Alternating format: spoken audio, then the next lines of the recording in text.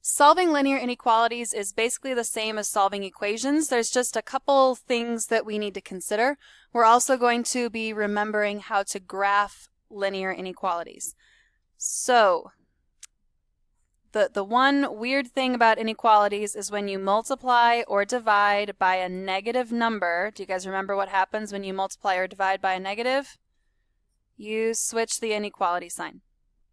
And this might seem really dumb, but we're going to talk for a minute about what each symbol actually means, because there are still some people who don't know.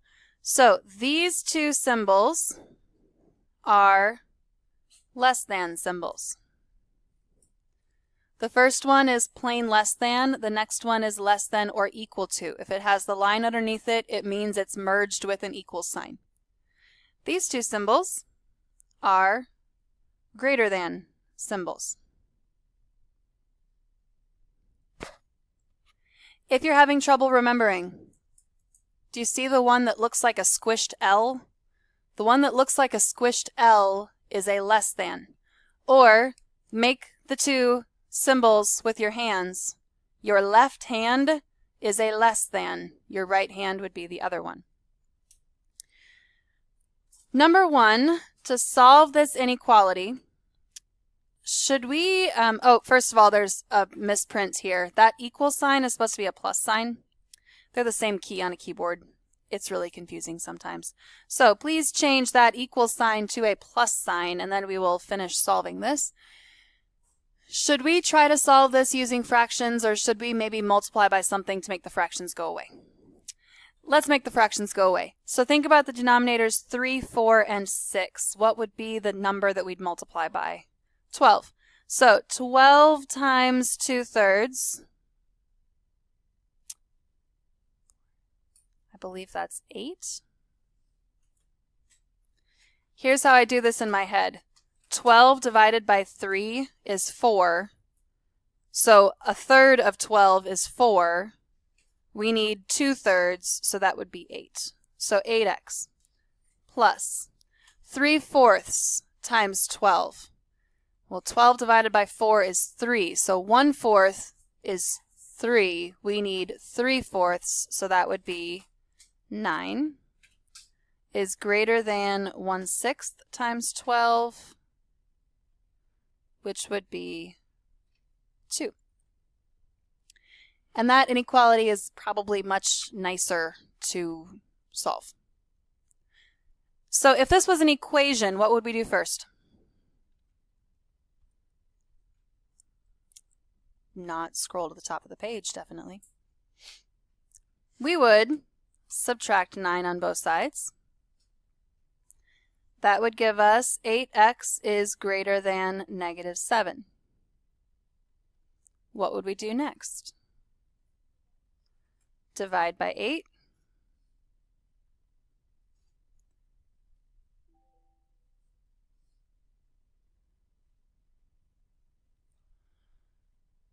Notice we divided by a positive 8. The -7 does not affect the inequality symbol. It's only when you divide by a negative or multiply by a negative. So 8 is what we are dividing both sides by. That is positive. It doesn't change the symbol. So our answer, our solutions are x is greater than -7/8. It doesn't say in the directions to graph, but I want us to practice graphing. When I ask you to graph, I do not care how detailed your number line is. If you simply have 0 and -7/8 on your number line, that's good enough for me. That shows me that you at least know which side of 0 the number is on. Okay, do you remember? Should this be an open circle or a closed circle? Open circle. Should we shade left or right? Right. Now, sometimes in Algebra 1, you guys memorize open circle, shade to the right. But if you memorize that wrong, or if you forget which one is which, it can make it very difficult to graph. So I want you to start thinking about, what does this phrase, this mathematical phrase, actually say? It says x is greater than -7/8. X is the shaded stuff. So the shaded stuff has to be bigger than negative 7/8. Notice it does not have the equals line, so we can't shade negative 7/8. We have to leave that open, and then we're shading all of the numbers that are bigger than negative 7/8. So if you really think about what that phrase means, it can help you to get the correct graph without having to memorize stuff. Okay, number 2. What should we do first in number 2? Multiply by 4. So 3x minus 6 is greater than or equal to 0.6 times 4 is 2.4. Take a moment, finish solving that, and graph it on your own.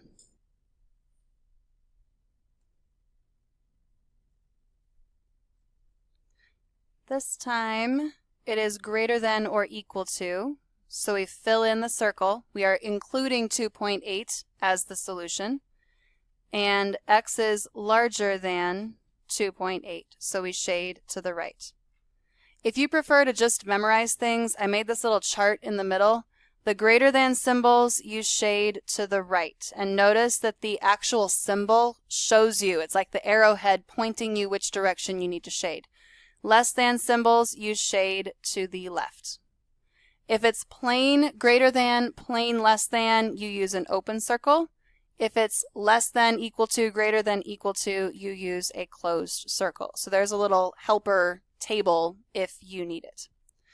A compound inequality consists of two inequalities connected with the word and or the word or. So the compound inequality, 0 is less than or equal to x and x is less than 4, can be written as 0 is less than or equal to x is less than 4. Remember, x is the shaded stuff.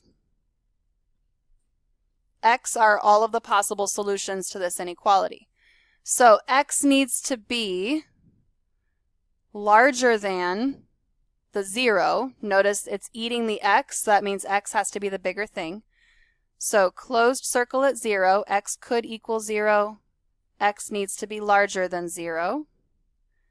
But x also needs to be smaller than 4, and not including 4. So this statement means all of the numbers between 0 and 4, including 0, not including 4. Try graphing number 3 on your own.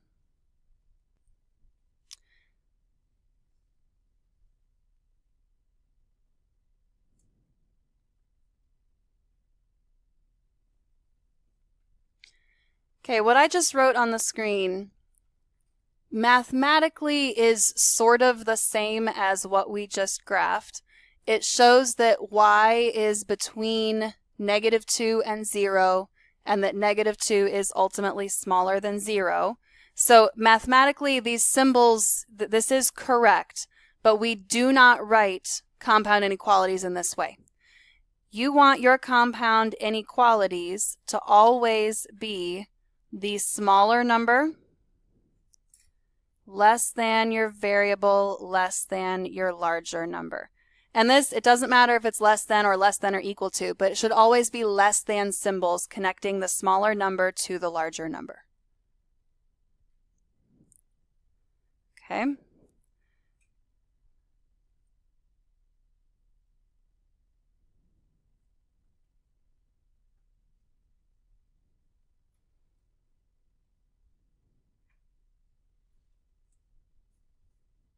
These are just very, very, very, very terribly, horribly wrong.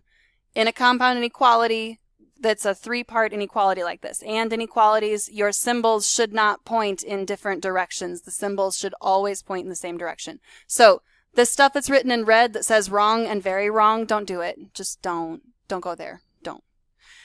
Okay, to solve an and inequality. Basically, we have a three-part equation, three-part inequality. We have the left side, the center, and the right side. Whatever we do in the middle to get x by itself, you must also do on the left and on the right. So what should we do first to try to get this x by itself? Subtract 1 in the middle, the left, and the right. That will give us -3 is less than 3x is less than or equal to 3.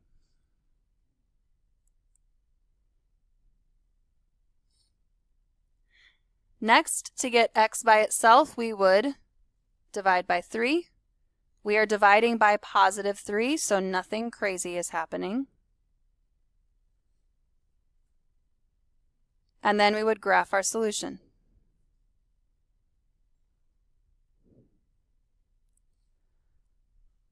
Open circle at -1, closed circle at 1, shade in the middle.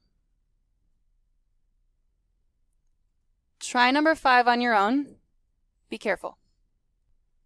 To get rid of the negative that now exists in the middle, we need to divide everything by -1.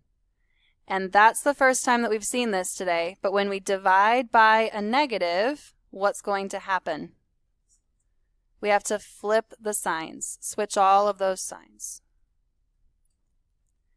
And now, this is written incorrectly.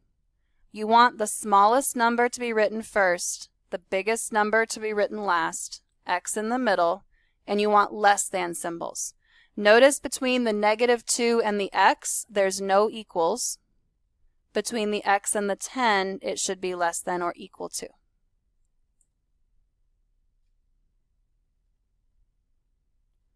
Open circle at -2, closed circle at 10, shade in the middle. Now we're going to look at or inequalities. And inequalities, like we've been doing, are the ones where they're shaded in the middle. Or inequalities are the ones that have two numbers and they're shaded opposite directions.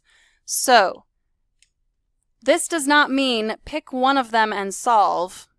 You actually have to solve both of them. I have had students do that. Say, well, that one looks easier, so I'm going to solve that one. You have to solve both of them. So add 4 on both sides, and we get x is less than or equal to 7. Divide both sides by 2. X is greater than 9. Put the word or in the middle. And your solutions are x is less than or equal to 7 or x is greater than 9. For these graphs, I really just need to see the two numbers, 7 and 9. X is less than or equal to 7. So we include 7 in the shading, so closed circle at 7, and x has to be smaller, so we shade to the left. Or x is greater than 9, bigger than 9, not including 9, so open circle, shaded to the right. Give number 7 a try on your own. There's probably going to be some switching of signs because of dividing by negative on number 7. In the first inequality, we had to divide by -2, so that switched our sign from less than to greater than. In the second inequality, we had to divide by -3, so that switched the sign from greater than to less than. When we graph this, some of you might be kind of scratching your head on this one because they are both -4. The first inequality says x is greater than -4, so open circle, shaded to the right. The next inequality says x is less than -4. So open circle at -4, shaded to the left.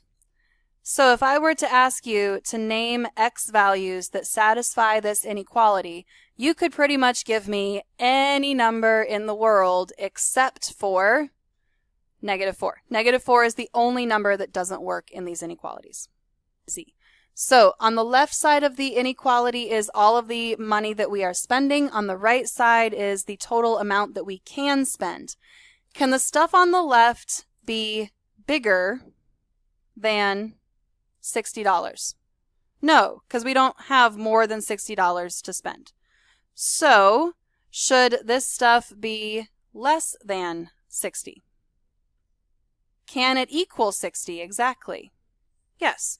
So then you would simplify the left side, solve the inequality, and then interpret what it means. There's another question that asks you to interpret your answer.